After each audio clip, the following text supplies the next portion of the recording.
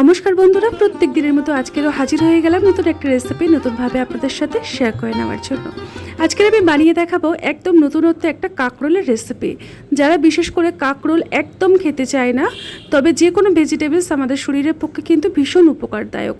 তো এই পদ্ধতিতে যদি রান্না করেন তারা কিন্তু কাঁকরোল অনায়াসে খেয়ে নেবে। আর এটা কিন্তু ভীষণ চটপটা খেতে হয়। প্রথমে আমি একটা কাঁকরোলকে লম্বাভাবে 4টে ফালি করে নিয়েছি। দেখুন এই রকমভাবে, খুব একটা কিন্তু পাতলা হবে না, একটু মোটা রেখে কাঁকরোলটাকে কেটে রেডি করে নেব। আর একটা কথা আপনাদেরকে বলে দিই, আমি কিন্তু কাঁকরোলের গায়ের যে অংশগুলো ওগুলো বাদ দিলাম না। আপনারা চাইলে ওই বাইরের অংশটাকে বাদ দিয়েও কিন্তু রেসিপিটি করতে পারেন। তবে আমি কাঁকরোলটাকে কাটার আগে খুব ভালো করে গাটাকে পরিষ্কার করে ধুয়ে নিয়েছি, যেহেতু গায়ে একটা কাঁটা কাটা অংশ থাকে। এবারে রেসিপিটি তৈরি করব, তার জন্য কড়াইতে দিয়ে দিলাম পর্যাপ্ত পরিমাণে জল। প্রথমে কাঁকরোলটাকে আমি একটু লবণ দিয়ে হালকা করে সিদ্ধ করে নেব, তবে খুব একটা নরম করব না, একটু গোটা থাকবে সেইভাবে সিদ্ধ করে নিতে হবে। জলের মধ্যে লবণটাকে ভালো করে গুলে একে একে আমি প্রথমে কাঁকরোলগুলোকে দিয়ে দিচ্ছি, ঢাকনা দিয়ে সিদ্ধ হওয়ার জন্য রেখে দিলাম।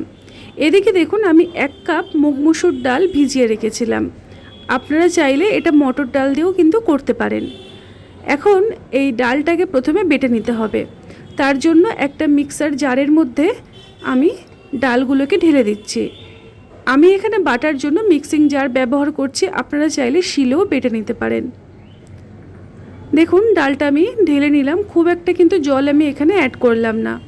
কয়েকটা রসুন কোয়া দিলাম, অল্প একটু হলুদ গুঁড়ো, লাল লঙ্কার গুঁড়ো আর ঝালের জন্য 2টো কাঁচা লঙ্কা ব্যবহার করছি। এখন কোনো রকম জল ছাড়া মিহি করে বেটে নিয়ে ফিরে এলাম।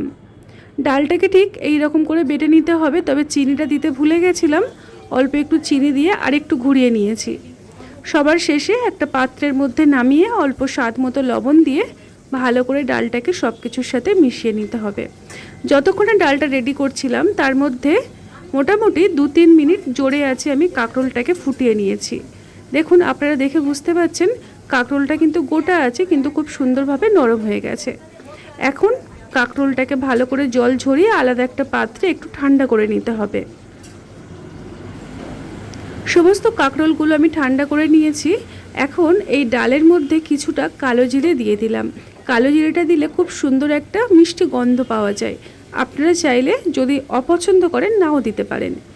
এবারে কাঁকরোলগুলোকে ঠান্ডা করে এই ডালের মধ্যে আমি দিয়ে দিয়েছি। আর দেখুন আমি 2টো সাইড ভালো করে ডালটাকে কোট করে নেব ডাল দিয়ে। তো এই রকমভাবে কাঁকরোলগুলোকে আমি রেডি করে নিলাম। একই রকমভাবে প্রত্যেকটা কাঁকরোল ভালো করে এপিট ওপিট ডালের কোট করে আমি তবে কিন্তু কাঁকরোলগুলোকে ভালো করে ফ্রাই করব। ফ্রাই করার জন্য একটা কড়াই আমি গ্যাসের উনানে বসিয়ে দিয়েছি আর দিয়ে দিলাম পরিমাণ মতো সরষের তেল। আমি ভাজার জন্য সরষের তেল ব্যবহার করছি, আপনারা চাইলে রিফাইন্ড তেলেও কিন্তু ভাজতে পারেন। এবারে তেলটাকে ভালো করে গরম করে যে দিকটাই আমি ডালের কোট দিয়েছিলাম ওই সাইডটা তেলের মধ্যে দিলাম, আর অপর সাইডে আমি দিয়ে দিচ্ছি আরও একটু ডাল ওপর থেকে। এইভাবে ভালো করে একদম কোট করে দিতে হবে। এখন লো টু মিডিয়াম ফ্লেমে রেখে ভিতর থেকে একদম কড়া করে আমি কাঁকরোলগুলোকে ভেজে রেডি করে নিচ্ছি। যেহেতু একটা সাইড আবার ভাজা হয়ে গেছে তাই আলতো হাতে আমি এটাকে উল্টে দেব, দিয়ে আরও একটা সাইড ওই একই রকম প্রসেসে কড়া করে ভেজে নেব। আপনারা যদি মনে করেন যে জোরে আছে দিয়ে ভাজবেন তাহলে কি হবে, বাইরেটা পুড়ে যাবে কিন্তু ভিতর থেকে মুচমুচে ভাবটা আর আসবে না।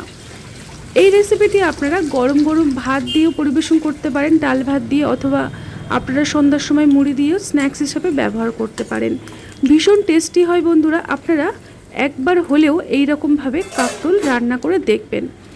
আর আপনারা কিন্তু চাইলে এই যে আমি যেভাবে এখন এটাকে ভাজলাম এই রকমভাবে ভেজে আপনারা কিন্তু কারি তৈরি করতে পারেন। একটা গ্রেভি তৈরি করে তার মধ্যে এগুলোকে দিয়ে দিলেই একটা খুব সুন্দরভাবে কারি তৈরি হয়ে যাবে। একই রকম পদ্ধতিতে সমস্ত কাঁকরোলগুলো আমি ভেজে রেডি করে নিচ্ছি। যেহেতু একটা সাইড দেখুন আমি আরও 3টে দিয়ে দিলাম।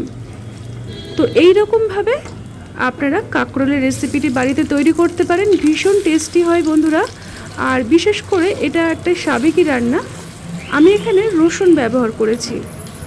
তো তো এটা সেই কারণে আমিষ হয়ে গেছে। আপনারা যদি নিরামিষ দিনের জন্য করতে চান তাহলে ওই ডালের মধ্যে অল্প 1 ইঞ্চি আদা দিয়ে ভালো করে ডালটা বেটে নেবেন, তাহলে দেখবেন এই রেসিপিটি আপনার নিরামিষ দিনের জন্য তৈরি করতে পারবেন। তো আমি কথা বলতে বলতে এদিকে খুব কম আঁচে রেখে দেখুন আমি প্রত্যেকটা কাঁকরোল ভালো করে একদম মুচমুচে করে ভেজে নিয়েছি। যেহেতু ডাল দেওয়া আছে তো এমনি এটা মুচমুচে হবে। তো দেখুন আমি ভাত দিয়ে পরিবেশন করেছি, ভীষণ টেস্টি লাগে বন্ধুরা। আপনারা একবার হলেও ট্রাই করবেন আর আমাকে কিন্তু অবশ্যই করে জানাবেন। খাই খাই অরুর রান্নাঘরের প্রত্যেকটা রেসিপি হয় সহজ সরল সাধারণ। যদি এই রকমের রেসিপি পেতে চান তাহলে চ্যানেলটিকে সাবস্ক্রাইব করে নিয়ে সাথে থাকতে পারেন আর নোটিফিকেশন অল বাটনটি প্রেস করে দেবেন, তাহলে সব রকম রেসিপি আপনাদের কাছে পৌঁছে যাবে। তো দেখে যতটা লোভনীয় লাগছে, সত্যি কথা বলতে গরম গরম খেতে কিন্তু ভীষণ ভালো লাগে, ভীষণ মুচমুচে হয়। আপনারা এক কামড় খেলেই বুঝতে পারবেন। দেখুন কতটা মুচমুচে হয়েছে। আমি ভাত দিয়ে পরিবেশন করেছি, দেখতে যতটা সুন্দর লাগছে খেতে কিন্তু ভীষণ ভালো লাগে। আপনারা ট্রাই করবেন আর আমাকে জানাবেন কেমন লেগেছিল। আবারও দেখা হচ্ছে নিত্য নতুন সাধারণ রেসিপি নিয়ে। সবাই ভালো থাকবেন।